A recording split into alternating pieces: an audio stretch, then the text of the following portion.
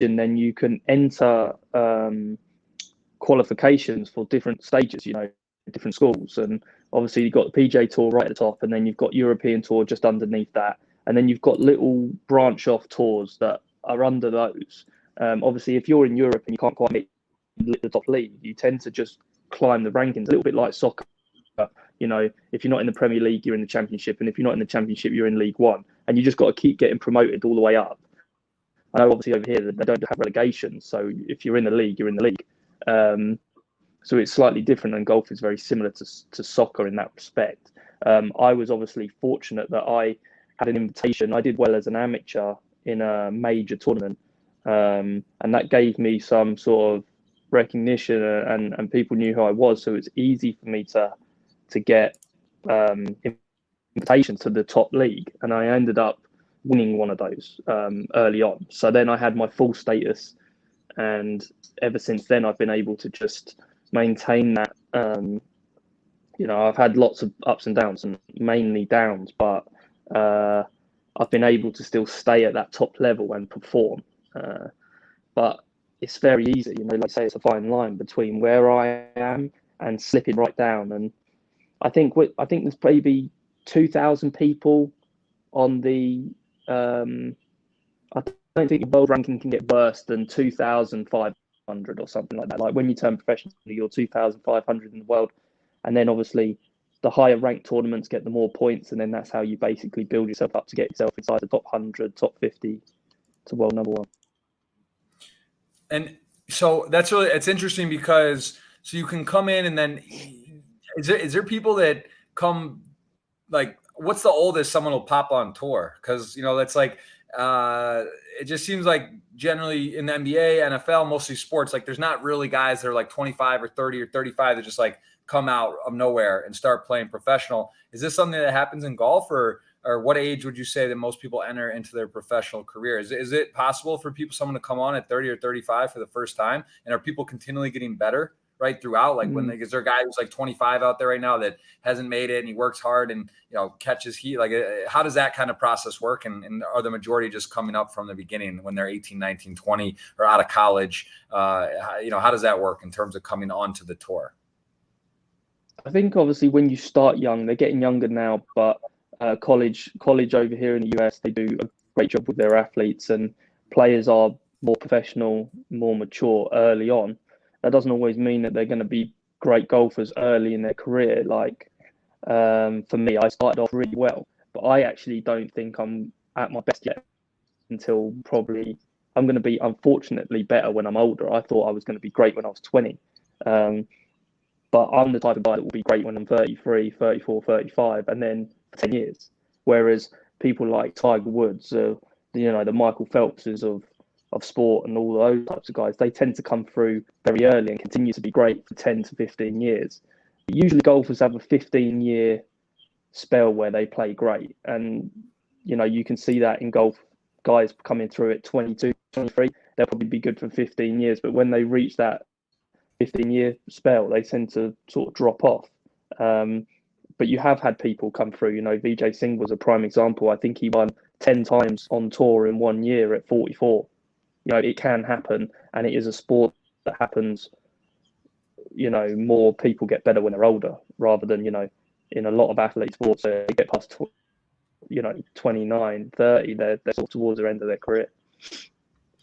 And how do you decide your scheduling for the year? Do you map it out? Like, I'm definitely playing these events. Obviously, the majors you want to get in and qualify and be a part of. But how do you kind of decide? Because it's similar also to poker, where there's so many places to play, right? Every weekend you're in Idaho right now. There's sometimes like the European side and then the U.S. side. And there's a lot of events similar to poker. There's stuff going on, out of COVID times. There's events in Europe. There's events in, all over, online, different kind of things you can do. So how do you actually decide what to play, and how does someone help you with that, or do you just sort of select your own schedule?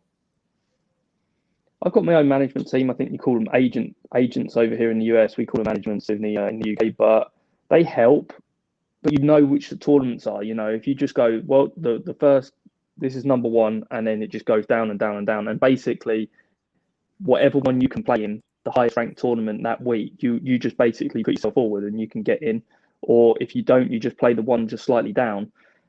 And everyone decides what they want to play. It changes all the time. I'm sure it's the same in poker. You have a bit of a run and you think, you know what, I'm going to continue to play, or actually I need a bit of a break and I'm going to come away from it and I'm going to come back in a few weeks' time. That's basically what we do in golf. Is we normally have periods of the year where we play well. I play better towards the end of the year for some reason, whereas other guys play better at the beginning of the season, and they then take big gaps. And Adam Scott's a prime example of he plays like once a month. Like he plays about 12 or 15 times a year, and that's it. Whereas I've played 20. Adam Scott, it's like he just recently played and he done a very good. He's a very like world class player, well known in the golf community. Yeah, I know that name. Yeah. And he's unfortunately very, very good looking lad. So most guys always want to look like Adam Scott, because he's got a great swing. He's a good looking guy, and we all just want to be Adam. But he's a prime example of someone that doesn't want to play a lot and has a lot of time off. Whereas I've played a lot. I've played 26 times this year, so I don't know what week this is in the year, but you can tell I haven't had many weeks off because I felt like I haven't been able to. So now it's coming towards the end of the season and things are already sort of settled down, then I can have some time to myself. I can go home to the UK. I can do things that I enjoy doing, which can be, cars and friends and having good times and having house parties, doing all those types of things. Whereas the middle of the season, all the way through from January to now, it's just been full on. And you're from, am I pronouncing it right? Welwyn Garden City in England. Where is that located? Is that right? Is that sort of like near London or where? Welwyn Garden City. Yeah, it's like 25 miles north of the centre. So whenever I'm over here, I just say I'm from London. It's just so much easier. But it's just a little it's a small city up just north of London. And are you as I guess a hobby or one of the things you do on the side too? Are you're kind of into fixing up homes or real estate stuff, or what exactly is your relation with that? And I guess I'll parlay that question and with Dave and NFM Lending. How did you get hooked up and have them as one of your title sponsors? Yeah, so we'll go to the David thing. Basically, David and I moved to Miami back in 2018, and I was sort of ranked lower than I've ever been, and I wasn't able to get in the big tournaments. And I had 2 or 3 months where I just wanted to be like, right, hot weather, UK weather's terrible, sort of January, February, March time. I'll go to Miami, I'll work with a coach. And I got introduced to David, and, the first 2 holes were very like, what you do, like, oh, I see you're over here, it was very business-like. And then we got to the 3rd hole and we were talking about some private stuff, and then we just really clicked, and it was just like, right, okay, we're going to get on great. And David's been great for me this last year, being my title sponsor really, and supporting me the way he has on and off the golf course has been great. And what was the other question there, Jeff, we were going to? I believe you were real estate. Yeah, and are fixing up homes kind of thing, and with homes.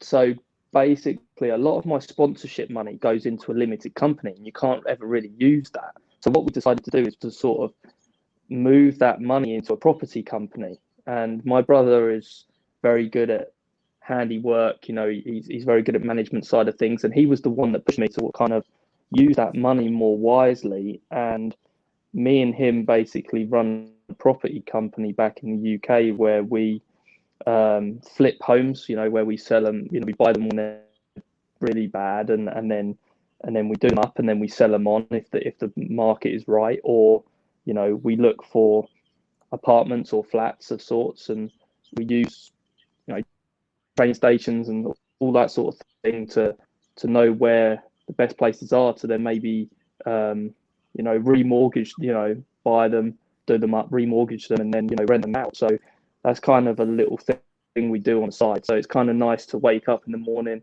The UK is usually 5 hours ahead when I'm in Florida, and we just talk about the next property or what's going on with the other property that we do, and it just sort of takes your mind away from my job, which is obviously golf. And it's interesting you say about picking the tournament you're going to play or whatnot, because this also happens a lot. Let's just take Las Vegas during the World Series during the summer. Usually this year it's October, November, but there's a lot of events, right? Even within the same city. So like, you could play a World Series event for like a 5K buy-in on one day, but there might be one at the Venetian for 2K or 1K. And like, so you got to think about, all these factors, right? Like the competition, you want to win the most prestigious, like say the PGA Tour, but maybe on a particular week or you play somewhere else where the competition is going to be a little bit less tough in theory, or like, how do you decide that? Like, is that, cause that's gotta be interesting. If you're like going to go to the second best tournament, but win it, you would take that over finishing X number, right? In that PGA of the week. Is that true? Or like, how would you kind of calibrate the two to decide like what would be better? You would take, if you could win every week on the next best tour, you would do that, right? But like, it doesn't work like that. How do you actually do that? Decide. You would because you obviously need your confidence. It'd be like poker. It'd be like you said, buying in at 5,000. I'm going to go over to the 1 and 2s. I'm going to build up into the World Series bit because I feel like I need some confidence. I need to get some flow. I need to get my game. And sometimes we all go through those dips in golf where we would be like, well, I know I can play this tournament here, but I'm not feeling ready, so I'm going to take a week off. Or actually, I'm going to go back to Europe and I'm going to play this tournament because the next 3 weeks are going to be the Scottish Open and then the British Open. So I might as well go over there early, not maybe stress about playing Quail Hollow, and it's a tough course and I don't play very well there. It's that type of thing. So you just got to manage your own self and your game. So my game would be different to somebody else's game. And, my strength will suit certain courses. And then you've got to manage what's coming in the few weeks ahead. So is it going to be in Europe? If so, I might go there early to get my time zone back. Just little things like that. Just management.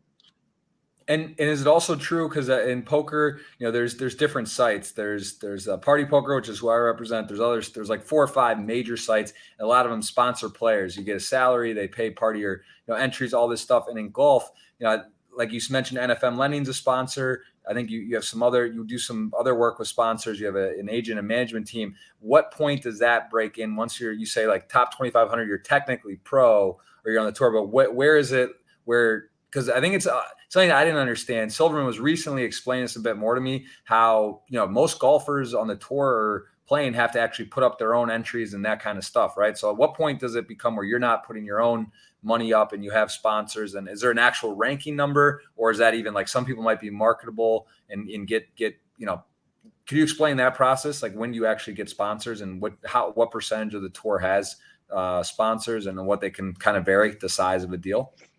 Yeah, so basically everybody can get a sponsor. I could get a spot. Anyone could get a sponsor but you basically get bidded. Like you go to a company and you just say, look, this is my CV. This is what I'm doing. These are the tournaments I'm playing in. This is the amount of TV coverage I'm really going to expect to get. Would you be willing to pay me, helping me out because I've got to travel? I think a lot of people see that the financial side of things incoming on golf is great, but they forget about what's going out. And that's about your management team getting the best deal for you possible so that sponsorship money can basically cover your expenses during the year. Because my expenses during the year can range between $100,000 and $300,000.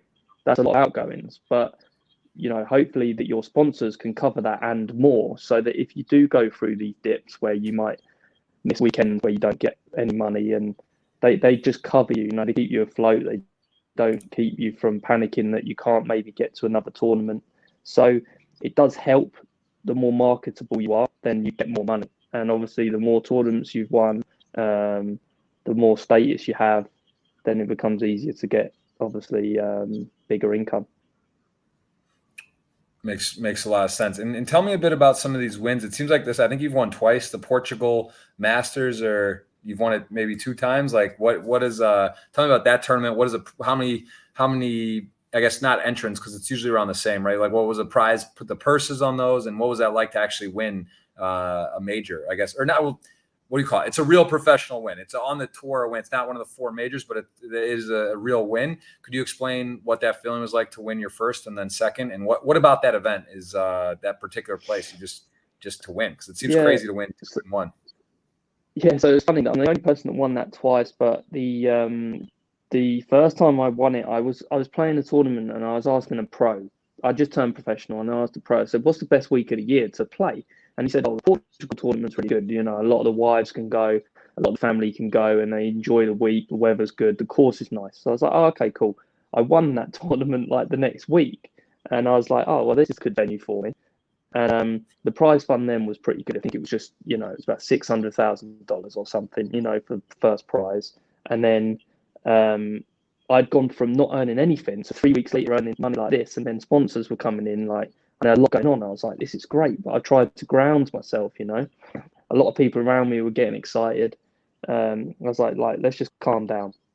And then obviously I took a little bit of a dip, and then the last time I won it was 2018, and the prize fund wasn't as big. You know, it might have been $400,000 because sponsorships weren't as good that year or whatever the situation was. But it's not really about the money side of things. It's more about how it makes you feel internally. You know, the feeling of winning internally versus the amount of money coming in is two different things. Like that's just a bonus, the financial side of things.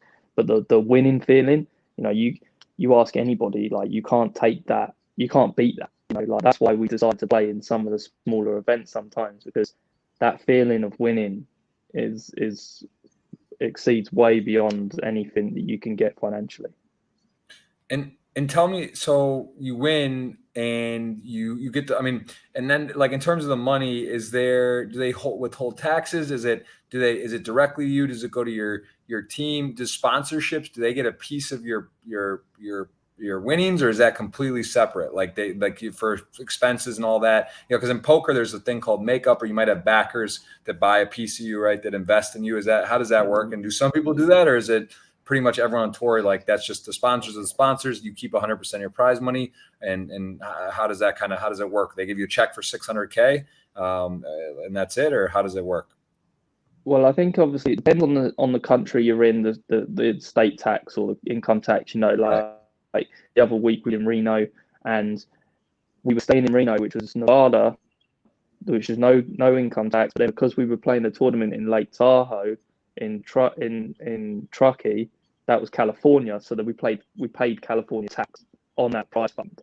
So whatever that was, then obviously that state would take that. It would be the same like that in the UK. Like if you were to play in Portugal, you know, you would take a little bit of that, but because I paid UK tax, my tax is at 44%. So let's say Portugal take the 20% of that winnings, I have to pay the other 24% of that. So I make that 44 up. But regarding sponsorships or those winnings, that depends on what you've negotiated with your management team. I think I was in a strong position. I basically said, anything that I win is mine. Anything that you get me, I will give you 20% of. You know, whereas normally most management companies would say, well, we'll take 25% of or 30% of what we get you, and also when you win, we'll take I don't know, a couple of percent or 5% or something like that. But I was in a position that I didn't need to do that. That's cool. And tell me about the winning feeling. Like, was that particular first one, was it close? Was it a playoff? Did you have it like in the 17th, 18th down the stretch? Was there pressure? Or were you kind of safe to win that one? How did that go? The first victory?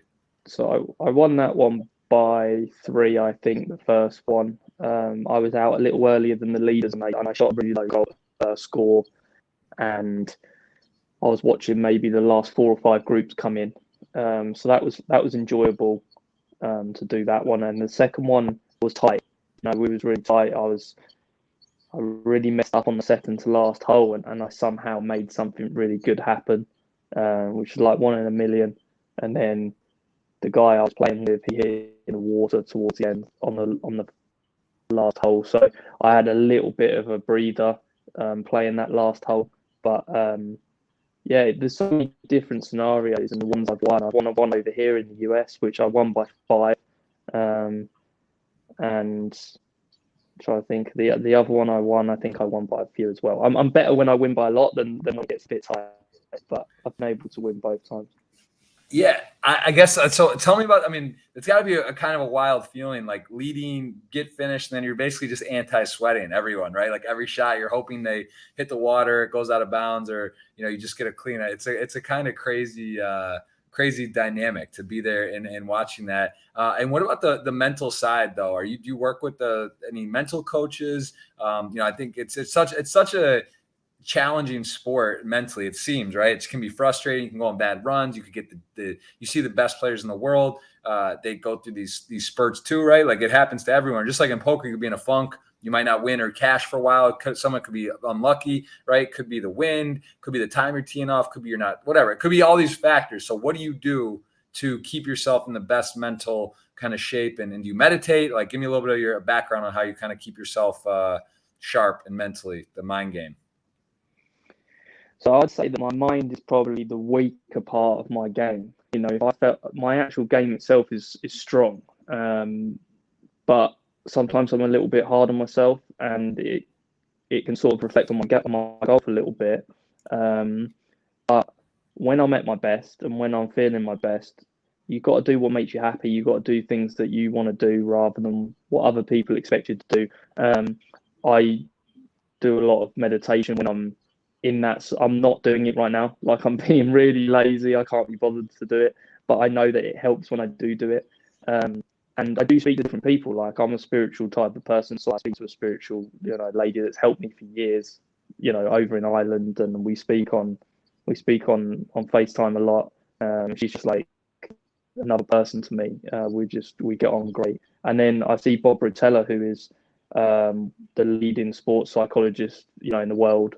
He's helped lots of people like LeBron James and people in basketball and people in other sports, not just golf, but golf is his kind of main thing. And a lot of it's just common sense. It's about doing what's right for you and what's best for you, and trying to think like a kid. When you're a kid, you don't really think about the outcome or the worry about failing or all those types of things.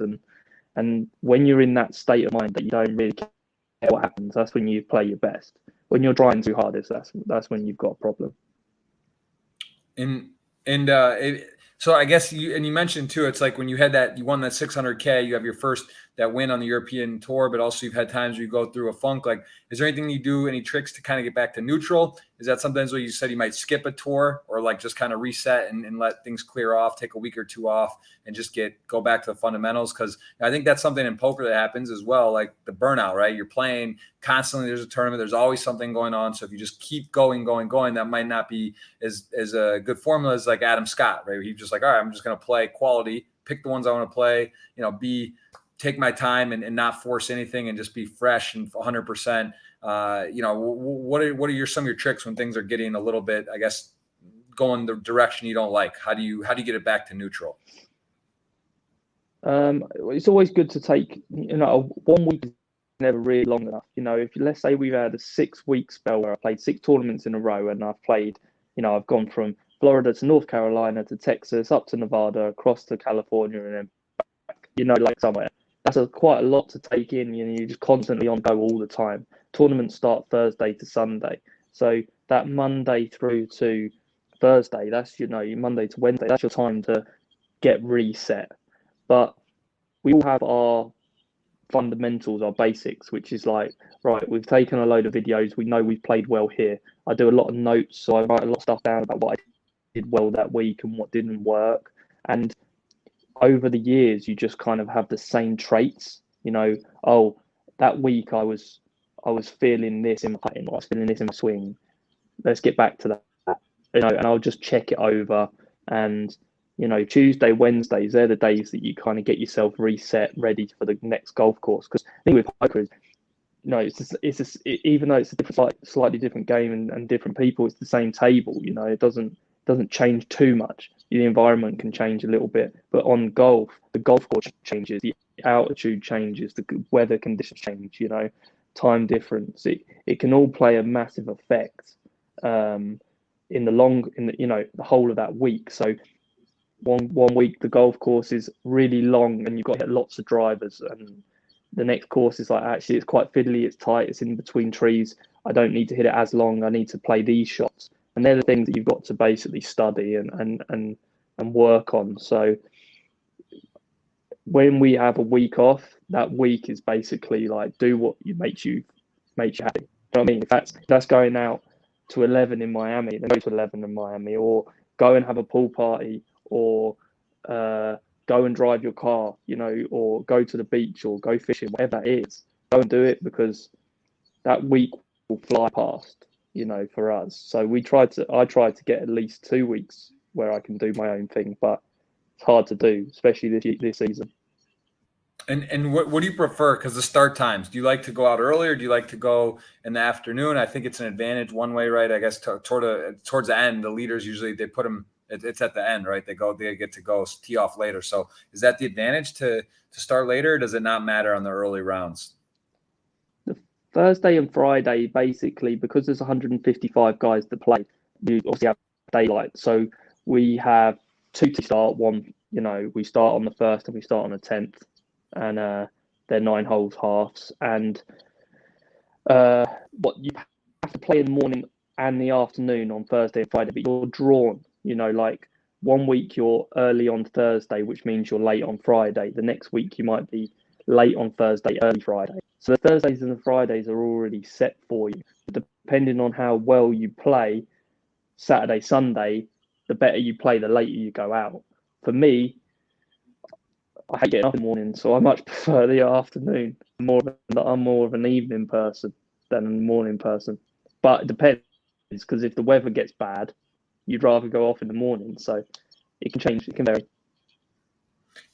And have you ever slept in, even at like a live tournament, or is it not possible? Like you're in Idaho right now, you have your alarm set, like a wake up call. I mean, I've played a lot of poker. I've had a lot of day twos, because like being late to a day one, and poker is not that big a deal, because you can late entry and you just like come in, you get a full starting stack, right? But day 2 or 3, you can't, if you're late, you're getting blinded off, you're losing chips, and you wouldn't want to ever do that. So has that ever happened? Like anytime you had to rush and you're like, oh shit, like I got a 7 a.m.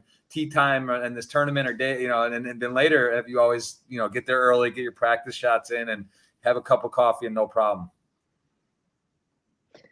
I've never, touch wood, I've never slept in, but it's difficult because sometimes I struggle to get to sleep, and I have like a 4:30 alarm, and I'm like, you're never going to sleep. Like, you're just going to rest your eyes, you can turn over a little bit, you look at the clock, it's 2 a.m., it's 3 a.m.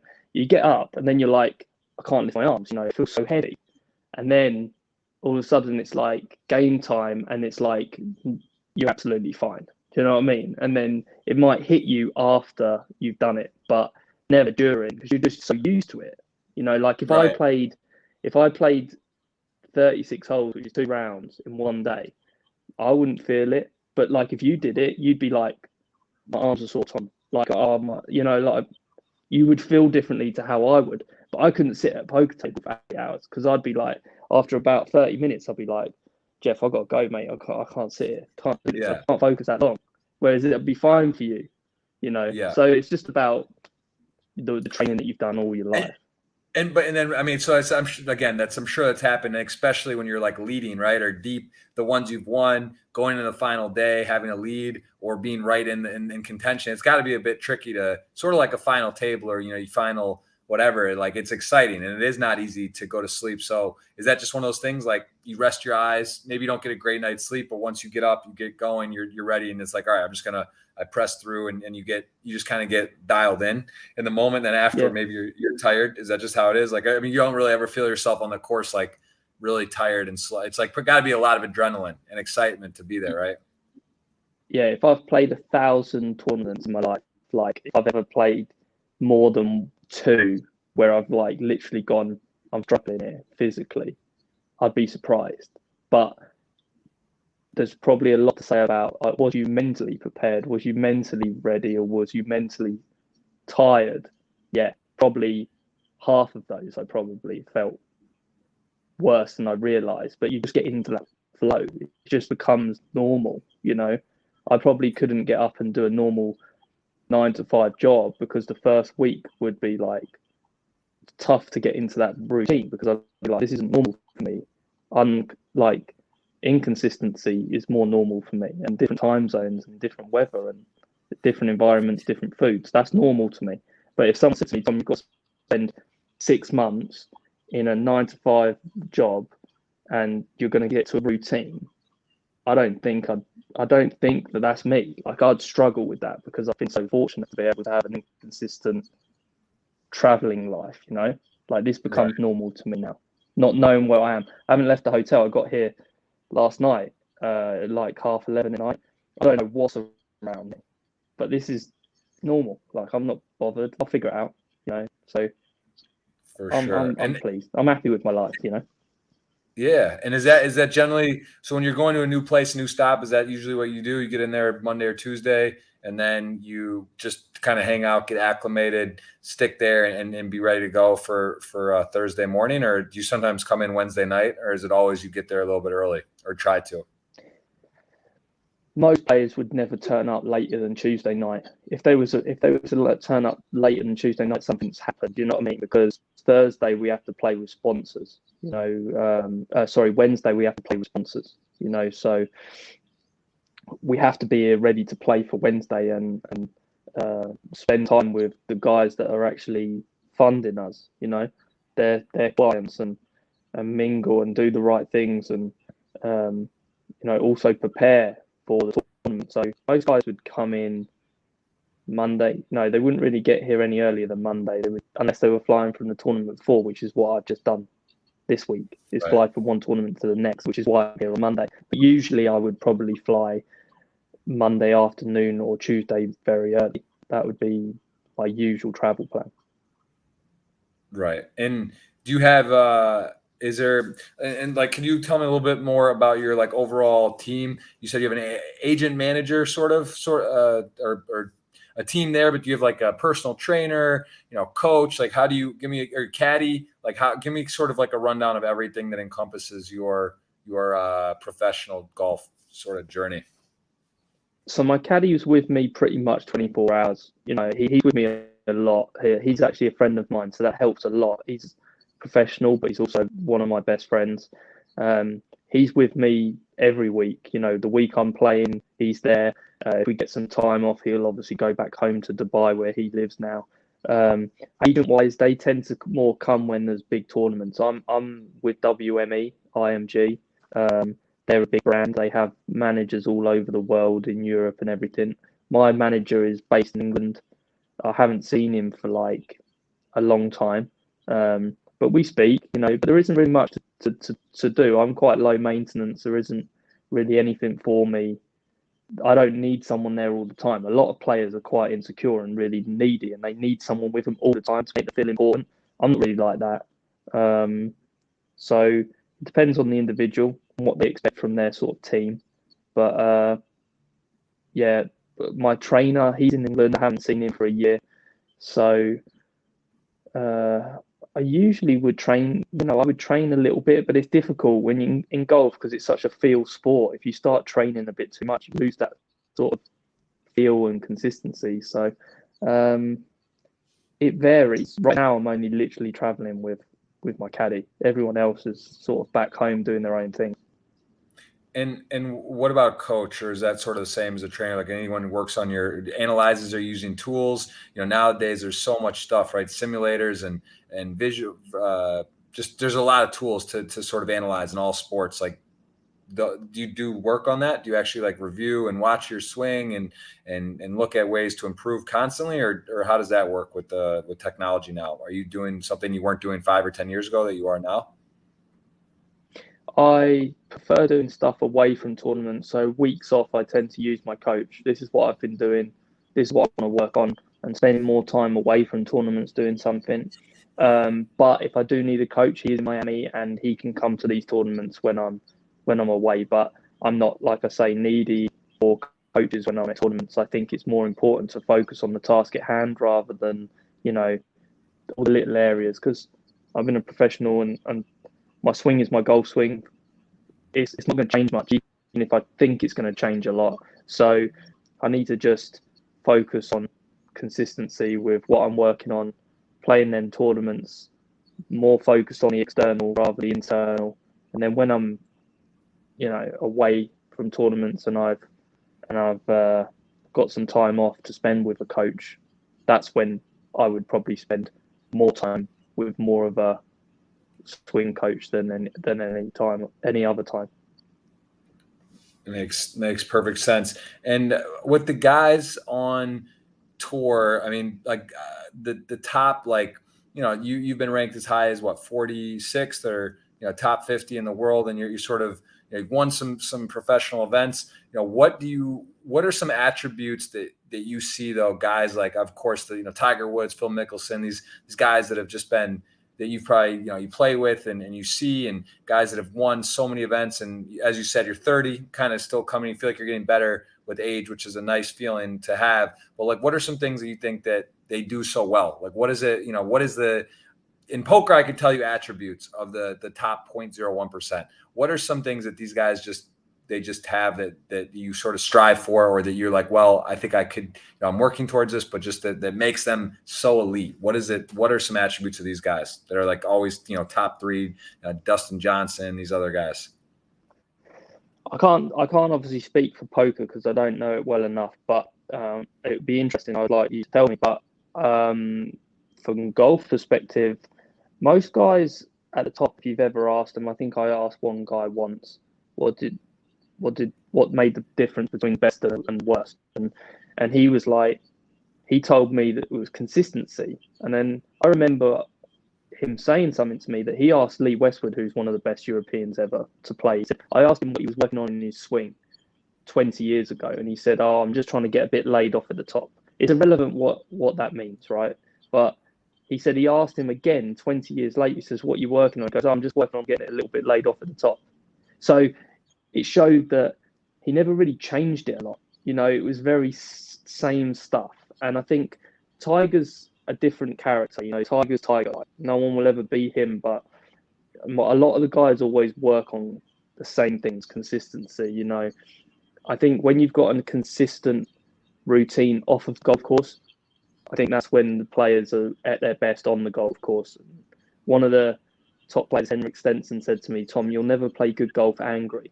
I'm like, no, I'll prove to you I can play golf angry. And obviously I never did that. And I think if you've got a good stability outside of golf, good family, good morals, or you have your hobbies, you stick with them, you know what works in your golf game. Don't try and chase it too much. Work on it hard, but, enjoy it. That's what probably makes the best players where they are now. And also they have self-belief, and also that their results have given them that belief as well. Oh, well, I've won doing this, so I'm going to carry on doing it. Obviously, everyone's got a gift. It's how to maximize that gift. And a lot of them top players have maximized what they believe works for them, and then they just keep doing it. But you tell me, what's the best attributes in poker? What makes the best top percent versus the rest? Yeah, so I mean, yeah, it's pretty deep, in depth. You could go a lot of different directions with it, but just in terms of actually, I think it's interesting because, again, what I would envision is it's not even just the actual skill level, right? It's like it's all these other things you're sort of alluding to. Whereas in poker, there's something called bankroll management, right? Like you could have the best player in the world, but he goes broke a lot, right? Shoots his roll, plays the highest stakes, and then goes broke or whatnot. So like this is something, bankroll management. There's a lot of intangibles too about good sleep, having a good routine, game selection, right? You could be the 10th best player in the world, but you play in a game, like a home game with the 9 best players, and it's not going to do any good, right? So it's like having ego. A lot of poker players have ego where they this happens to a lot of people I know. They'll play in games where they're not one of the best players, even though they're extremely good, and they get crushed. And it's like, it sounds so silly, right? You're like, why would you play online poker in a game where you can choose to play with other games and where you're going to be a bigger favorite? But people do this, right? Like they have an ego. They want to prove they're better than another guy. Imagine on the golf course, you could sit and play, like a cash game where you guys, just 10 guys go out for the day and you play. If those 9 other guys are better than you or as good as you, why would you do that when you could go play with 10 guys you're the best player, right? So it's like this example of poker, there's a lot of that ego, game selection, bankroll management. And then in terms of actually improving the game, there's a lot of information now. There's a lot of simulators, something called PO Solver. There's other stuff, it's a very deep game. Same to golf. I'll say this too. In golf, to go from 120 to 100 to 90 to 80, right? To get down from 75 to par is extremely hard. That's the difference between being a pro, going, shooting in the minuses, right? -3 or -4. I don't know what's it called, +1, right? Or +2, these type of things. Mm-hmm. That difference between being 7, scratch is insane. It's that it's so hard to get there. Whereas in poker, the work that's being done, the people that are running solvers, simulations, studying boards, studying flops, knowing bet sizings. It's just, there's so many little details that go into it that people are putting a lot of work. There's a lot of studying. There's a lot of practice. There's a lot of discussion. And I think that's ultimately what makes the best players, is those that are putting the time and the effort into studying, to reviewing, and to pushing the boundaries. It's like a lot of people don't want to do the work, right? Like, even as you may be a gifted golfer, but reviewing your play, doing stuff with coaches, practicing chipping, on off days, or putting, right? Like, it's same thing in NBA and free throws. Why does like certain guys shoot 90%? Like, if some of these players want to go and shoot 1,000 free throws a day on their off day or whatever, right, or during the off season, they could become better. There's a guy who's a friend of mine who his name's Mike McDonald. He made a bet that he could shoot 90% free throws. He had like 6 months to train. Right? He's like me. It'd be like me going out and saying, I'm going to shoot 90 out of 100 free throws. Like, bet me that I can't do it and give me like a certain amount of time. You might be like, well, yeah, I don't think you could do it. But guess what? Like, if I went out and practiced every day for 4 hours or 3 hours a day for 6 months, guess what? I'm going to shoot 90% free throws. I will. Like, yeah, I'll bet you right now. You know what I'm saying? Like, it's that kind of dedication. Michael Jordan, Kobe Bryant, whatever, right? Steph Curry, these guys, like, these guys put in a lot of work. And again, like, to be in the NBA, it's a very illustrious thing, right? It's very hard. Like, no one's really doing it. No, to be a pro golfer, no one's really doing it. But, at some point there's God-given talent. And then there's also putting in that extra work and effort and grind. And I think that, again, that's sort of like true in poker, golf, basketball, football, anything. It's a combination of everything. And the best of the best are the ones that have the talent, but also are willing to do things that others aren't. So it's a long-winded answer, but that's a bit of the poker sort of insight and how I feel. But, I don't know, again, like I'm sure if you were to say the same, right? Like, your putting's probably very good. You're a professional golfer, but right. You could get off this call and go spend 2 hours putting or something, or practicing your room. I don't know, like, maybe that would help you, maybe it wouldn't, but like, that's just, certain things, some people are willing to do and some aren't. And, I don't know if that, would you say that's fair? Like, in terms of putting and chipping, like, is that going to help? Like, you could always get better, right? I mean, that's the same in anyone and anything really. But is that a fair statement? Like, some guys are just like, they do so much extra work on their game. Is that fair or no? Like, for like the I would best? say so. I think it's one of those where you work hard to a stage where you need to get to the top level. And when you get to that top level, I think it's about working smart. Like you were saying, there's a lot of study going in at that top percent. I think that's the same thing as what I was trying to say, is a lot of these guys have already done their studying, they've done their work, and now it's just about maximizing that and being smart about it and going, well, I'm not very good at hitting it left to right, so all I'm going to do is hit it right to left, and I'm going to get really good at hitting it right to left. And then instead of then trying to go, oh, there's a pin on the right hand side, I'm just going to try and hit the shot I'm not comfortable with. They'll go, okay, well, that's just not a hole I can really be aggressive on. I'll just accept that it's not going to be that close and hit it in the middle of the green, and then I'll move on. Do you know what I mean? And I think that's being smart, and it's also being dedicated mentally to sticking to a game plan. And like you say, is being consistent. Being smart with what you can do, and just being great at it. I think Tiger was the one that ruined everyone because he was able to do everything the best, left to right, right to left. He was good from really long and he was good from really short. My putting lets me down compared to everybody else's, but it's still way better than anybody else's that I would go and play with. A lot of people would say, Tom, you need to improve your putting. I'll say, okay, then let's go and play golf, and they'll play with me and they'll go like, no, oh, Jesus, like, didn't realize you were good. I'm like, well, yes, because you're really crap, but you're saying my putting's rubbish, but actually it's way better than you think it is. It's just not got that tiny little percent that's going to get me across the line from finishing 52nd to winning the tournament.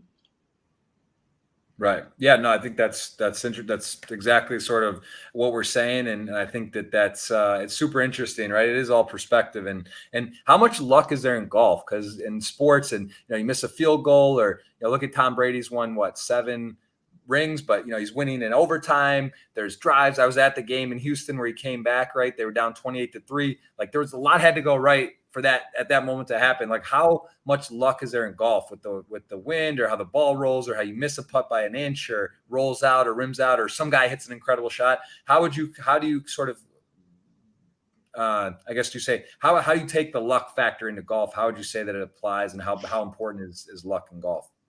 It is, I could go and play at 9 a.m. in the morning and could be in a complete monsoon of rain and weather and terrible. And then when I finish at 2 p.m., some guy's going out at 2:30 and he's got sunshine with no wind. I can't control that. He's going to beat me even if he has a bad round and I've had a great round. He's still going to probably beat me. That's luck. But regarding sort of lip ins and lip outs and bad shots working out for you, one of the players used to say, I get more luck the more I practice. A lot of it's to do with playing the right shots and working hard and believing and being aggressive. And if it works out, it works out. But yes, there is a bit of luck in it involved for sure.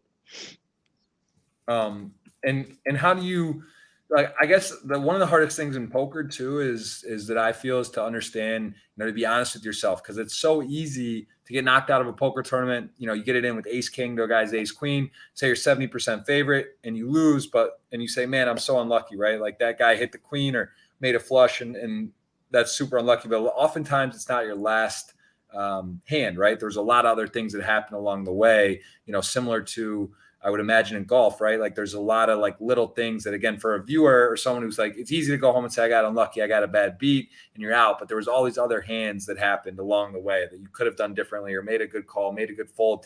How is that sort of, how are you able to know if like you were unlucky or if you just didn't play your best? Because I think this is really hard in poker to really be honest with yourself in this. This is like one of the factors in the areas that people are able to sort of say that, oh, I was like unlucky. And obviously the best players in the world, they take ownership, right? Is that sort of fair too? Like, is it, you can't, like, you could leave a tournament exactly like you said, the weather could have been a problem or the different time of day. How do you sort of know whether you were unlucky or you weren't playing well? Do you know always, or is it hard for you to sometimes know? I think it's hindsight. Is you're taking into account hindsight. You're taking into account stubbornness, and you're taking into account like self-belief. And I think if you don't know what shot to hit, if let's say there's you've got to carry the water at 260 yards, and you're not sure if you can carry it. Myself, right, I'm gonna hit this. Instead of me laying up, I could easily just go short the water and then across. I'm gonna go for it. Well, I've committed to that, and if I then make it, then I'll be like, was I lucky or was I unlucky? Yeah, I was probably lucky because the wind died down and it carried, but I actually hit a bad shot, or I hit a great shot exactly as I wanted to. The wind picked up, into the breeze, and the ball went into the water. Do I beat myself up? So I could stand there after a round or after a shot and go, why the hell didn't I just lay up? I wouldn't have done that if I didn't lay. If I laid up, it wouldn't have mattered. Or I walk away and say, I committed to everything I did. I didn't do anything wrong. I just cannot believe it didn't make it. And then be really stubborn inside and be like, I was perfect. Like I did everything. I made a decision. I committed to it. I hit it exactly as I wanted to, and it didn't work out. So you don't take you don't take it onto yourself and beat yourself up. Then that would be the difference between best players in the world and maybe guys that are in my position, which are breaking through to be the best players in the world. I probably beat myself up internally more for anything that went wrong, whereas the best players are stubborn, single-minded, and be like, I didn't do anything wrong there. And then maybe if they sat at home after the tournament, they might go, maybe I shouldn't have done that. They would never self-doubt themselves during a tournament. Right. And how about with the caddy? How important is that relationship and being a good, really close friend of yours? And when you guys get on a hole and he says, I would shoot a 7, and you say, no, I'm gonna hit a 6. How does that sort of dynamic work, and how is that trust process sort of grown and developed? Because it must be pretty intense, right? I'm sure there's times you guys don't see eye to eye exactly, and how do you deal with that in the moment? You apologize at the beginning of the round and say whatever I say during a hot heat moment. It's me emotionally. But I think if you've got someone that's going to work with you, you believe in them and you trust them, and they're only what they want the best for you as well, because their career careers and their finances and are built on my success. So they want the best for you, and they're not trying to mess you up. So we all know that, but at the same time, it's important to have someone by your side that you can have a good relationship with, because it is like just a relationship, you need good chemistry. You need to understand what's going through people's heads. I'm fortunate that the person that works for me used to be a great golfer himself. So he knows what I'm thinking because we grew up as kids together. So we have a great relationship.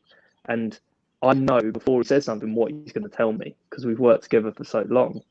And sometimes that can be hindrance because obviously you get so close together when things don't go great. It's hard to get angry and still care. But we both know that the job we're in is a difficult job to have, and we're going to have ups and downs, but we all know what's best for each of us, and we have respect. And I think if you have respect for somebody, then, whatever happens from that point, you can work it out. Yeah, caddying's not easy. I've done it a few times for fun. Actually, once with Dave at a state tournament, and back when we lived in Baltimore, and I lost 2 towels, and it was a rainy day, and I felt really bad actually. I think I might even I could have impaired him a little. He might have needed a towel late in the round. I lost his backup, and yeah, it was fun though. It's stressful though, right? Because it's like you said, you gotta, it's important. Stuff matters, and it can get kind of heated out there, right? And if you both have that rapport, it's nice that you guys are pretty much aligned most of the time, and also care about each other and know each other well. So that's got to be a nice bonus. I'm sure a lot of people with their caddies, it's not like that, right? They're not necessarily, they become good friends or get to know each other, but they're not necessarily boyhood friends, right? That's not probably so common, which is pretty cool. That's got to be a nice touch. And he's on, what percentage of the time is he with you? You said the majority of the tour, all the time? I think I lost you there for a sec.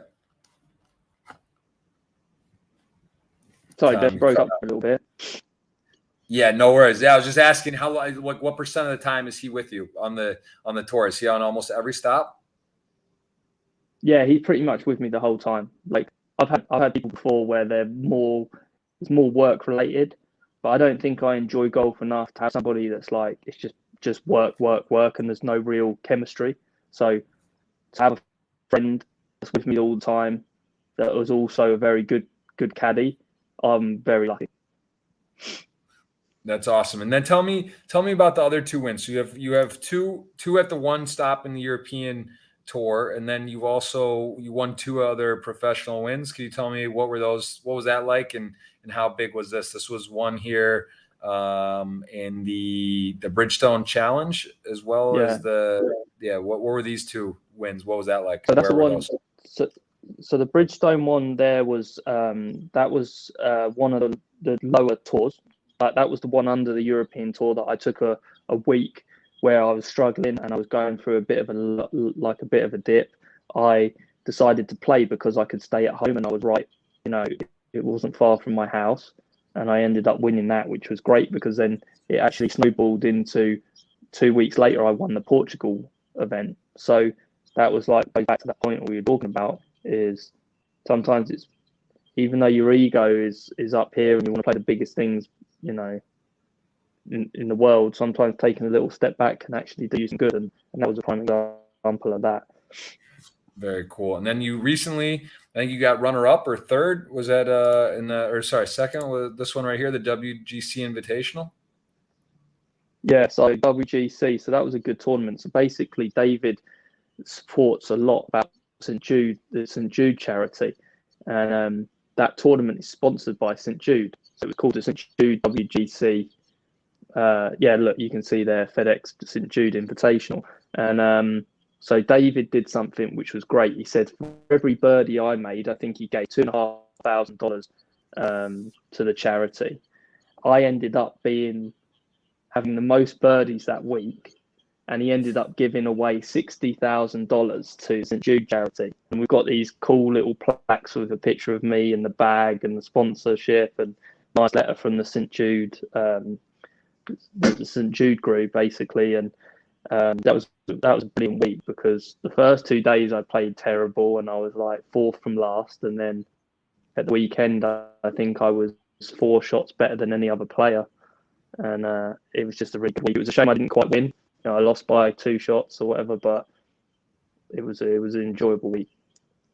And tell me, like in a tournament like that, what is so it's a charity component or just they're sponsored by that? But like, what was first in that versus second and third? Because the payouts are also very similar to poker, very top heavy and sort of like curve, right? Like from the payouts. Yeah. So how does that work? And what was that particular purse in that one? So that one was probably one of the most expensive weeks.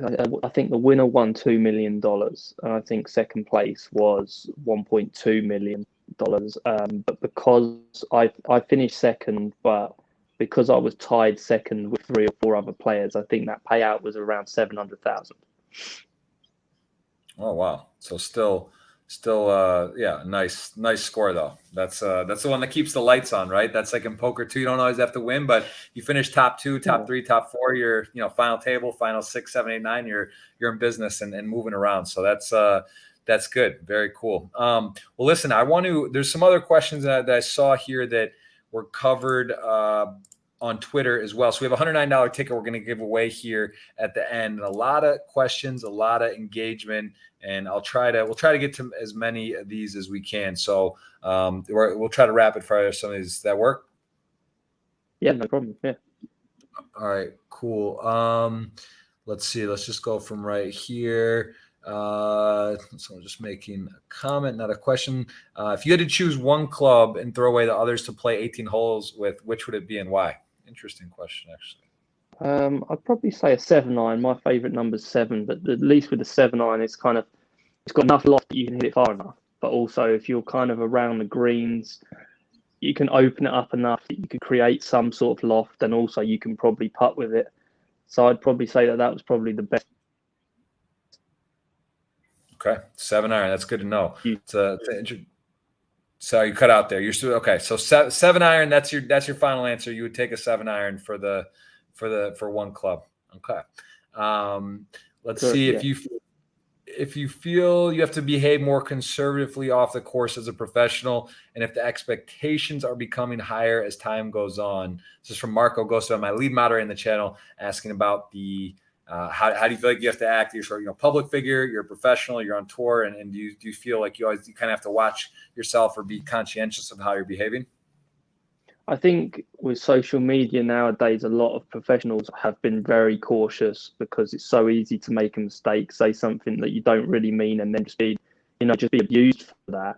So I think sportsmen in general look boring because they can't express themselves the way that they want to express themselves. For me, I'm in the fortunate position where I'm not really in the limelight right now and such, so it doesn't really matter what I post or what I act like. But if I got to the top level, there would be a difference between the way I was, let's say if me and you were in Miami with Silverman versus me on the golf course in front of a load of cameras and a load of people. But I think social media's ruined that a little bit. Yeah, no, for sure. Things are changing. Best places to learn golf for beginners? Is there anywhere that you know of now, or that you would, just based on your experiences, that you would say if someone wants to go learn, what's a typical good way for someone to pick up golf and get after it? I think if you just went to like a nearby golf course, nothing too strenuous, go somewhere that's easy to get to, because golf is a lot about consistency. And, if you decide to choose one coach, choose him, say I'm going to do this for 2 years and I'm going to see him once a week, every week, and I'm going to have 100 lessons or whatever. And how good can I get? Because it's not about like, oh, he didn't make me great, let's go and do something different. It's much more about being consistent. So go and choose a golf course that's easy to get, it's easy accessible from home.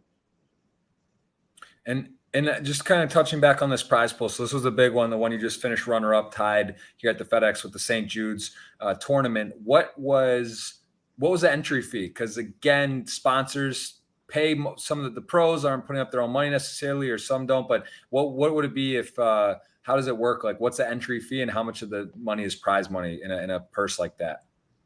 Honestly, I don't know. It's not a lot though. Like, it could be $80 or $100. It's nothing. Like, you don't pay our money that goes towards that tournament is not really the sponsor, is not we're not getting that back. Like the sponsors are the ones that invest in that. I know it's different in poker. You get invested through other people, and you have to pay a lot of money to enter that seat. But for me, it's literally peanuts. Like it doesn't. There's no entry really. It doesn't really. Okay. So it is, to be honest. Yeah. It's primarily sponsorship money for the purse money, and then maybe there's just like some greens fee or something nominal that it gets put on there. But it's because when you talk about being a pro, the cost really is about traveling, right? Too, like you're in a spot for a week or 5-6 days, the hotels, food, the flights, all this, right? It's a lot of travel and such. Is that more the expense that comes in? Of course, the equipment and coaching and stuff like that. But is that pretty much how it works? Yeah. Well, basically, a lot of at the top level, the entry fees are very small. Whereas if you play smaller tours, it would be much more like you're playing for the money that you put in. It could be £400, it could be £500, but at the top level, most of your outgoings are more towards your team that you're choosing to help you invest. Like my caddy or my coach or my trainer. They're the people that you tend to pay a lot of outgoings towards and a travel towards flights, etc., etc. For sure. All right. Toughest rival and why? I don't know in golf if that's really so relevant because you're paired with people, but you're ultimately playing against the entire field. Like, is there anyone? I don't know. Does that even hit home? Is there someone you would say you have a rival in golf? Like, is that maybe paired with them several times? And I don't know. Do you have one? No, not really. As kids, you used to have more rivals. Like Tommy Fleetwood would be a rival. I played him a lot of the time. He's one of the world's best players, and I never seemed to beat him. We play a lot of practice rounds, so we play a lot of money. Like we play for like $50 or something, and I think we've played about 8 times, and I've won once. So he'd probably be my rival. But we're good friends as well. Like we just, we use each other's performances and abilities to push each other. So it's not real rivalry. Right. That makes sense. And actually, I was in London recently, and a couple of my good friends for a long time who I didn't know played golf at all. They were saying like, oh, I'm in a membership at this course now and playing. Like, where would you say the state of golf is in popularity? Because it does seem to me that people that, I used to think golf was silly. I didn't really get it. Sort of like the movie Moneyball. When I watched it, like I don't like watching baseball, but I respect it a lot more. Golf now, I've played some, and some of my closest friends have gotten really into it, and I get it, right? Like I see how exciting it is, how fun it is, how to shoot 1 or 2 better strokes. It's motivating. You have one good shot, it keeps you coming back. It's a very mental game. So I appreciate it now. I didn't used to, and I feel like from my perspective, people I know are starting to really get after it and like they like it and are getting more into it. Do you feel like golf's gotten more popular in the last, several years? Do you notice that with friends or sort of just auxiliary? Is that your feeling, or how do you feel specifically about golf as a whole, as a game right now? Is it growing? Is it in good hands? I think with COVID happening, golf has improved, because obviously it was a single, it wasn't a team sport. You were on your own, you could have space. So I definitely think over the last couple of years, it's definitely grown. I think it's obviously had its trait of being old man sport or it takes too long, etc. But it's like cricket in the UK. They made 2020 cricket, which made, instead of it being like a whole week thing, they made it a day thing, and that became more popular. And in golf, you obviously watch it on TV and you see it's kind of long and slow, but it doesn't have to be. There's loads of Top Golf is obviously really helping a lot of people get into golf now, which is that fun sort of driving range sort of experience and hitting it into zones. And it's like a drug, golf's really like a drug. It kills me inside to be bad, but I'm like, right, I'm going to give up. I'm going to just not do it anymore. And then 2 or 3 days go by and I'm like, I've got it. I know what I need to do. And, you go back. And I think it's something that people, if they give themselves enough time to play it, they'll understand. But I think if you're just going to give yourself an hour or one lesson to really get into it, you're never going to enjoy it. You've really got, it's a sport that you can't be good at straight away. Even the top players aren't even great at it, So imagine what it's like for beginners. I would say give it a go, but it could be fun. Yeah. I think, yeah, it's hard. It's different than poker because the repercussions aren't so bad. If you're bad, it's not that big a deal. Like I was saying to you before we started, that I wouldn't really recommend someone just casually go into poker and go into it kind of heavily, because you could get, lose some serious money and whatever. But I think golf, if you go out there, it takes a while to get good. You still get some exercise, get some sunlight, and it's fun. It's not the biggest deal if you're not so good. But yeah, and someone's just asking as well, what age did you start? When did you first golf, and when did you first start getting really into it? So I started when I was 4. I got into it when I was always been into it, but when I was sort of 15, 16, I needed to make a decision whether I was going to be a football player or whether I was going to be a golfer. So when I got to about 16 is when I decided, okay, I need to make this my career and full focus. And then from 16 to 20, I played. When I left high school, I left and I played full-time amateur golf and then turned professional at 20, and I'm now 30. So that's my timeline. Okay, very, very nice. And what is your predicted time? I mean, you said Vijay Singh started winning at 44. Everything, like, where? I mean, I guess there's a senior tour at 50 people are eligible for. Like, what do you believe? Like, do you have a guess on how long you'll play? Do you love it still? Like, could you see yourself playing until your 50s, or how long do you think you'll play if you had to guess right now? My guess would be I'm 30 now. When I get to 50, I'm not going to carry on playing. I'm going to end it. I want to enjoy my life. I want to be able to give myself to a family, my own family, whenever that happens. So I think the next 10 to 12 years is going to be where I really excel. That's when I'm probably going to be at my best. And then last 8 years, I'll probably just continue to see how I play it. But I will do other things outside of golf, like the property company, and I will create financial income in other ways that will allow me to have 24 hours a day to do whatever I want. That's my plan before I'm 50.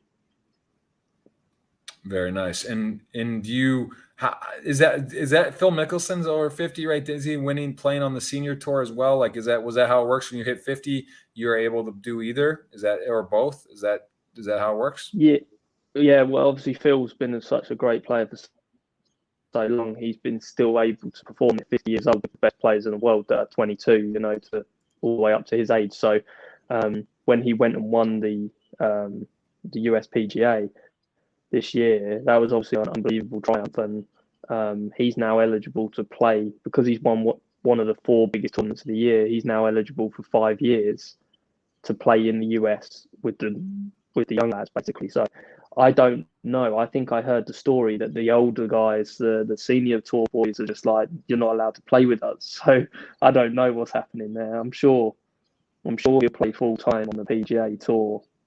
But I honestly don't know. I just know that you're only allowed to play on that seniors tour when you're 50, but you have to have had a career to be able to play on it, Wow. So wait, they're actually telling him, like, we don't want you to play, even though, I mean, obviously he could, right? If he wants, that's his choice. I don't know. Honestly, I don't know. I've heard that they've complained, but I don't know if that's sort of just stories or whether that's fact. I don't know, to be honest with you. I'd be interested to know. Well, it's funny because in poker, there's the same thing. I think it's 50 and then there's 65. Like, there's a senior and the super senior. It's not really a tour, but they have, like, at the World Series, this event. And it's like, it's a big joke that, some of my friends that are older, like, they're like when it's like that big of an advantage, right? Because it's like the drop off in level, like guys that are in their 20s, 30s, they're aggressive, they're tough, they're putting you to hard decisions. And generally, not always, but like most of the 50-year-old plus, they're not really, doing super aggressive things, and it's a lot softer. So guys that know how to really play and are, they get hit to be 50, but they played for 10, 15 years, or they're sort of an aggressive player. Like, they kind of, they just feel like it's so much easier. But yeah, I don't know how similar it is, but I guess it makes sense, right? Like, you don't see too many 50-year-old NFL players or NBA. Tom Brady's 44, but that's basically, one in thousands. And yeah, I mean, Phil must be having a picnic up there at the, I could see why they wouldn't want him to compete there. So that makes sense. What would you compare golf to most similar in other sports, or just based on tennis, or what do you see I really do think it's like a mirror of poker. Like I think it's the closest in so many ways, and all the way up to payouts and the structure and the days and the travel and the tour and the pay, all this stuff. But is there any, for you, what you know and understand, what is the most similar sport? I'd say it's snooker. Now snooker's obviously very boring, but in my opinion, but snooker is the ball stays still. A lot of sports, the ball's always moving, whereas snooker stays still. So it's a lot about positional play, thinking ahead, like being able to be in the moment, but also think about what's going to come. And technique, obviously, with snooker players, they've got obviously have great technique in their sort of strokes to be consistent. So I'd say that's probably the one sport I would relate. That comes to mind straight away is snooker. Interesting. I'm not familiar with that game at all. I have heard of it, but I'll have to check that out. We got a question here about Brazil. Have you ever been to Brazil? I have, yeah. I went to Rio back in 2009. Nice. Okay. We got some Brazilian. Good. You had a good time there? It was good, yeah. It was really fun. I went there as a junior. We got looked after well. We did some tours. We went up to the mountain. Tell me I'm wrong. Yep. It was awesome. I had a great time. Getting up on that train and that, it was fun. I thought that train was going to stop and go backwards. I thought we were going to die, but it was great. I really enjoyed it. Yeah, I remember. I know you're talking about. I've been on that one. Very cool. What's your favorite place to go in the world for playing golf? If a favorite tournament, take away the mass, like the majors, forget about the money or anything. What's like the nicest stop that you just I love going here to be there and play? And also non-golf, was your favorite place to kind of vacation or just relax? Dubai's quite fun because from the UK to Dubai, it's like 10 hours on flight. Weather's perfect, and there's a lot of English people in Dubai, so it feels like home. And I've been going there for a long time, so that would be one of them that come to mind. But I've always enjoyed playing over here in America, because you can get such a variant of different places. You can go to Pebble Beach, and have these real scenic views, and then you can kind of come over to Florida and be in much more different weather conditions, warmer, steamier. So I've always been a fan of American tour and American golf, and from a holiday perspective, home's holiday. I'm always away, if I had a chance to go on holiday, I'd be sitting at home right now in the UK. That'd be my holiday. Nice. So I went over there to the Dunhill. It was like a charity kind of event. I forget what, it must have been 2012. I went with Mike, and Dave came by for a day or two, and we played like Carnoustie, Kingsbarns, and what's St. Andrews. And I got to hit a few. I didn't play the actual courses, but I was on there and got to mess about, those were pretty iconic courses. To be clear, those are all European tour, but that's one of the four majors though, right? Is the British Open. Is that right? Or am I mixing that up? Or are those European stop tours, or how does it work? Because those are prestigious courses, right? And events. Yeah. So them courses that you played other than Kingsbarns, but they're major tournament courses. Yeah. For the Open, which used to be called British Open. It's now called the Open. But yeah, they're brilliant. If anyone wants to play golf, and have a traditional golf trip, St. Andrews is just a place to go, because you can't really beat UK links golf. They call it links golf. That's just the way it is, and it's just epic. And if you get great weather, you probably went. Did you go when you went to the Dunhill Championship? Then it sounds like. Yeah. When Mike was playing. Yeah. That's a good tournament to play. A lot of very wealthy, successful businessmen play that tournament, and celebrities like Michael. And they're great trips, but they're normally in bad weather, like September, October. If you can go now when the sun's out, you can have such a great time. But to be clear, like, so is the St. Andrews, that's on the European tour? Or is that part of the PGA? European, but So majors, yeah. Majors are a mix between every tour in the world. Major tournaments are like, if you win a major, you're eligible to play anywhere in the world forever, type thing. Does that make sense? Mm-hmm. Wow, interesting. So that's just one of those things. So it's Europe, but US as well. Makes perfect sense. So we got a question about the picture here saying, can you explain the picture? What was it? Was it an advertisement or what was it? We got to scroll Yeah. top here. What's going on here? You said to me, send you a funny picture that was landscape. That's the only one I can think of. But we had a pool party down in Miami, and this was a while ago, a couple of years, maybe a year or so ago now, and I had a sponsor, and he'd sent me a load of drinks, and I was like, girls, you don't mind if we just put a picture together? So that was the reason why we all had those drinks in our hands. Yeah.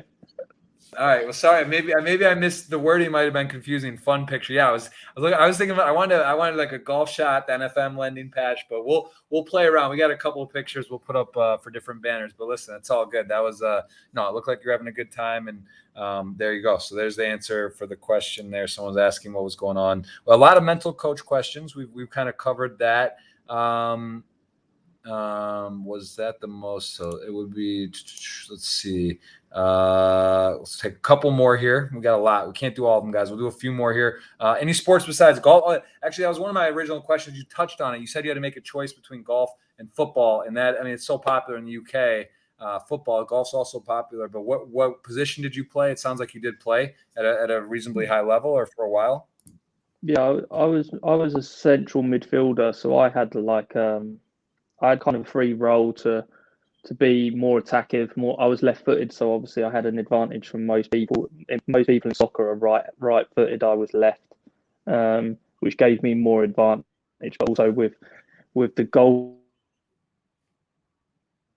mentality of me being, soccer players are single-minded and they're selfish, and but the team environment was just a great thing for me, and I was always quite a leader. So when big teams started coming to me asking for contracts and signings, then obviously I needed to make a decision of whether I was going to continue down the football route or go down the golf route. Nice. That's actually the exact same as myself. Of course, U.S. soccer is not the same standard as the rest of the world in England per se, but I was at center, played attacking center midfield, and I'm left-footed as well. I played through college, so I played at a reasonable level over here, but then the dream died. It was a lot of fun, though. I had my best times growing up playing and traveling, a lot of tournaments, and a lot of fun. So that's cool to it sounds like you were right there making a decision on whether to continue forward. UK, that was a tough loss in the final. I went to that game, the Euro final. That was a special, man, to the brink, penalties and very intense, and at home for England, man. That was quite a game. I'm sure you watched it. No, I was very jealous of you being there. It was a sick game, but I think they're in good shape for the World Cup, man, coming up here soon. Since the years are all off, it sounds like it's going to be, what's that next winter they moved it to, from summer to winter, but it'll be next year, so that should be pretty cool. All right, let's take a couple more here, guys, and then we'll go and do the giveaway for the 109. You said you don't really know gambling much at all, like Vegas. There's a lot of stuff in Vegas, right? A lot of golf events there. What's the best spot in Vegas that you golfed? Is there anything there that you enjoy a lot? I'm sure you've golfed there a fair amount. Yeah, I used to go to lessons with Butch Harmon, who was Tiger Woods' old coach, and he sets me up at some good places around there, like Summerland, TPC Garter, out on the hills by like Salt Lake. So there's some interesting places to practice there. But gambling wise, no, like I come from like a family that just wasn't very, into poker or gambling in any sports. And I think in the UK it's not as big over in the UK, as you know, Jeff, you've been there. But I think you just got to get into it, and I can see the fascination with it, but I've never done it. Right. Yeah, it's fun. There's all different levels, and moderation is of course the best thing, but it's there's and golf's a great game to bet on, right? You can handicap people on their holes and strokes and do like putting and fun stuff. And I'm sure Dave likes to mix it up a bit, and I'm sure you've heard some prop bets and some crazy stories that the game, there's a lot of that. So but I'm not recommending you hop into poker by any means. It's something, like you said, you want to either be all in or sit on the fringe and not get in there. Nutrition plan. Do you have a nutrition plan? Do you have a nutritionist? How important is diet? Are you working with someone, or do you just generally eat pretty healthy, or do you actually have like a set plan and sort of a routine? It's kind of hard on the road. It's more difficult on the road, yeah, to do those things because you're in so many different states, different environments, different time zones. It's more difficult, and I'm not the type of person that enjoys cooking. But my best friend back home in the UK, he's a nutritionist. So whenever I'm home, I'm much better. But when I'm away, I just try to stick to the basics. Try and get vegetables in there, try and get some protein in there, but try not to have too much sugary stuff. Makes sense. What about a hole-in-one? Do you have one? If so, how many? And how likely is it to hit a hole-in-one versus a royal flush in poker? I know royal flush is pretty insane odds. Probably similar. It's crazy, but I know people that aren't professionals that have a 3 or 5 or 7, and I know guys that are pros that have never hit a hole-in-one. So give me your hole-in-one. I've had 4. I think I didn't have any, and I think the first one was a professional. I was in Scotland. I won a bottle of champagne. And then my second one, I won an Escalade. And then I think I had a couple of others, but nothing. I don't think I won anything for them. So, yeah, I think I've had 4, but some players don't have any. Like some people are 44 years old and never had one in their lives. So it's hard to come by. And where did you win an Escalade? That's pretty nice. That's a nice. In Abu Dhabi, yeah, in Abu Dhabi. Wow.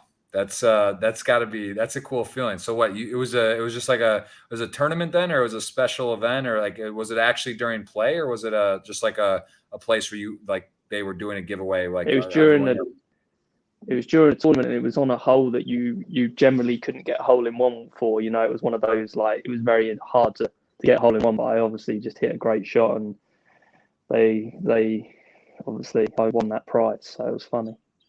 That's awesome, man. Well, I got to ask because we're mainly male. It's a mainly dominant poker and males, but relationship wise, just for any ladies out there, I like to do this at the end. I don't want to leave. There could be some people waiting anxiously to know what is it. Are you married, kids? Do you girlfriend? What's your relationship status, so we can just clear this up for everyone out there. Yeah, I'm single as a Pringle. So no, I've had some great times in my life, had some good relationships, and I try and enjoy my life as much as I can. So, right now I'm on the market. Available. Okay, we'll just leave it. We'll leave it there, and let's take 2 more here. Favorite player of all time. Who's your hero on the golf course? Tiger Woods. He was always my hero. He's just such a iconic person in my life and in my career that you just can't beat him, really. He inspired me. Good choice. I mean, definitely. I mean, tell me just. Okay. Yeah, I got you. It's a little choppy, but I think I can make out everything pretty clear. I think it might be your connection, but I'm in a spot that it could be me too. But no, it's working well. Tell me about when he won the Augusta after. I mean, is that like the craziest story of all time? Like, be honest. Had you written him off for winning a major again at that point? Because it'd been years. He'd gone through a lot. It's been, mental, emotional, physical. Like how do you rank that win in the history of golf? And did you think he had that in him at that point? I think the one that Phil Mickelson had won when he was 50 was impressive, because of his age. But with Tiger winning, with all the stuff that had happened through the years, and then him leading up to that, I wrote him off for a major, but I didn't write him off for a tournament. So for him to have done that was, right up there. And what's your best performance in a major? There's 4 every year. Where's your best finish? I think I saw notes that you were leading after round 1 in a major. Is that right? Or maybe I put that maybe I have my facts mixed up, but give me kind of your best major run in a story so far. Yeah, I led the Open. I led the Open as an amateur, and I finished 11th in the Open as well. So Europe, the major over in the Open in Europe, that's probably my best bet to win a major right now. And what do you think that is? Is that just like familiarity of the course, like your style plays better? Why do you think you've had more success there and are more likely to win that than say one of the other majors? I just think it's kind of a different style of golf. You don't have to be perfect golf all the time. It's you have to create shots, and it's windy, and the conditions aren't as easy as they are over here in the US. So you just have to create things, and I think it just suits my game more. Okay, that makes perfect sense. I guess the links kind of golf, you were kind of touching on that, and that was something that I wasn't familiar with. I mean, I was actually there. I was holding the camcorder right behind Phelps where he hit that putt.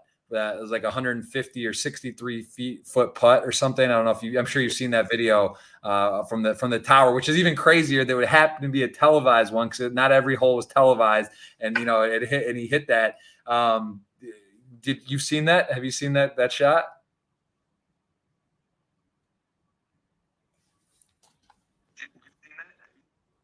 Yeah, I watched it quite a lot of times. Somebody.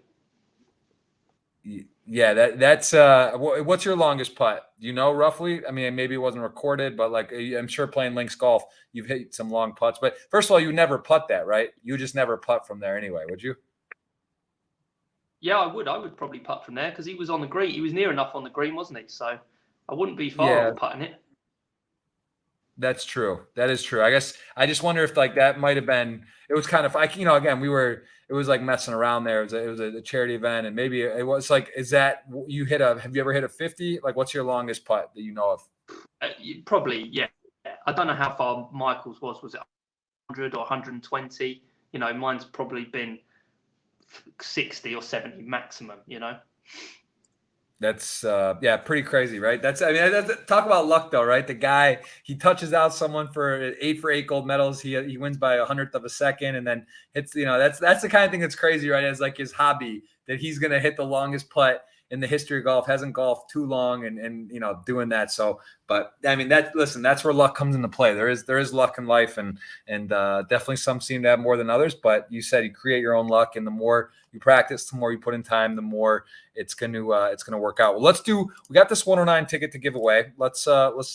Normally I do a giveaway like counter, but with numbers and golf and whatever, let's just go here. We got 122. I think you might actually set the record, which is kind of crazy considering that you're not maybe it's a picture. Maybe it was the extra fun picture, but 122 comments. Give me a number between 1 and 122 right now. You just tell me a number. 77. 77. Wow. Okay. So we're gonna have to go deep down. We're gonna go down here, guys. I am gonna do this live before we go. I'll count it off as we go. I'm not gonna make you sit here and me count the 77, but we are gonna give someone a $109 ticket. I'm gonna count down to number 77 here, and I'm gonna give them a $109 ticket. And I think we are going to let's see. We're going to send a raid to my friend Matt Staples. He's also a member of Team Party Poker. And I guess, Tom, we're going to tell people where can they follow you on Instagram because I can't log on. My thing right now it says TL_17. Is that your Instagram? Yeah, __ TL7, I think it is. TL7. There it is, guys. Well, listen, Tom Lewis, he's a professional golfer. He's peaking. He's coming to 30. He's on his way up to the top. I'm sure he'll win some majors. We're following you, tracking you, and Dave and I, we do some fantasy golf, and we're always keeping an eye. I've gotten much more into golf now, and I follow it a lot closer, and it is fun. And we definitely keep an eye on you, and hope you always are doing well. And it looks like you're in good form. So, where can they watch you this week? It's Idaho. It's what's the name of the tournament there? The Idaho tournament, I actually don't even know. Jeff, I don't know. I have to post it. I don't know. It's in Idaho. There's probably not too many majors in Idaho this week. Well, that's where you can watch them. And again, give them a follow on Instagram. We'll put that in the show more on YouTube video. This will go out on all the major podcast outlets. And Tom, I appreciate you very much, man. I'll catch up with you soon. I hope back in Miami in the future we get a beer and have a laugh or two. But I appreciate the time very much. Thanks, Jeff. Yeah, I appreciate it. Thanks for this. Absolutely. So, all right, guys, we're going to give Matt the raid. We're going to have some more big podcasts coming up very soon. This was a professional golfer. I've never gotten to speak on a podcast with a golf pro. We got to learn some things, and Tom is definitely one of those guys. He's on his way, and you can see he's got some wins. He's got what it takes, and I think a few majors up his sleeve coming up here. So I'm going to raid. Tom, you can pop off here, and I'm just going to close down the show. And yeah, man, I'm going to keep an eye on you, and all the best, bro. We'll catch up soon. Thanks, Jeff. Yeah, I'll catch you soon. Cheers. Have a good day. Cheers. You too, man. All right, guys, that was Tom Lewis. So that's all I got to say is golf and poker, they're so similar. There's so many parallels, like the way that they do the scoring with the days, making cuts, making it through, the prize pool, the payouts. I think there's just so much parallels. It's crazy to me. I really feel like it's the same thing as poker. And if you look at fantasy golf as well and how that works, it's amazing. So we appreciate that. Marco in the building. A lot of people on Twitch. I see you tuning in. Appreciate that. There's some huge action coming up in Party Poker. The World Poker Tour is underway. The main event is on August 29th, the $5,300 tournament. You can get in for $109 phased. If you bag a stack, you have to play the 530 on Sundays, and that is a 20 seat guarantee into the main event. I won my seat that way. You can actually start in that phase process from $4 to get into 22 to get into 109. There's all kinds of events, small, medium, and high. Big action online everywhere. We're going to be streaming from August 28th until September 14th each day. I'll have some more podcasts coming up as well. And then actually, I'm just going to pop over here. And he said 77, right? That's where we're going. We're going to go in here, and I'm going to count this off before we give the rate. So I go here, and I could have done it the other way, but I felt like I was hoping he wasn't going to say 77, like 18. I thought he would say 1 through 18 or 36 or 72. But let me just count this out. 1, 2, 3, 4, 5 is Diego. 6, 7, 8, 9, 10 is Biela Simone. 11, 12, 13, this gentleman. 14, 15, 16, 17 is Zepp. 18, 19, 20, 21, 22. Man without honor is 22. 3, 4, 5, 6. 27, 28, 29 is Adders. 30 is Vikels. 31, 2, 3, 4. 35, 36, 37. 38, 39. 40 is Lou Moreno. 41, 42, 43, 44 is Rodrigo Luis. 45, 46, 47, 48, 49, 50. This is unconventional. I won't do this again. And especially when they say a low number. 51, 2, 3. Manuel's 54. 5, 6, 7. 8, 59. 60 is Giovanni. What do you say? 77, right? 61, 62, 63, 64, 65, 67 is Jamie Weedle. 68, 69, 70 is Martin. 1, 2, 3, 4, 5 is Ghost of M. Imagine Ghost of M. Actually, I guess that's actually 75 is here because that was a comment. 6, 7, Jared. Jared is going to win. That's just what happens. He wins.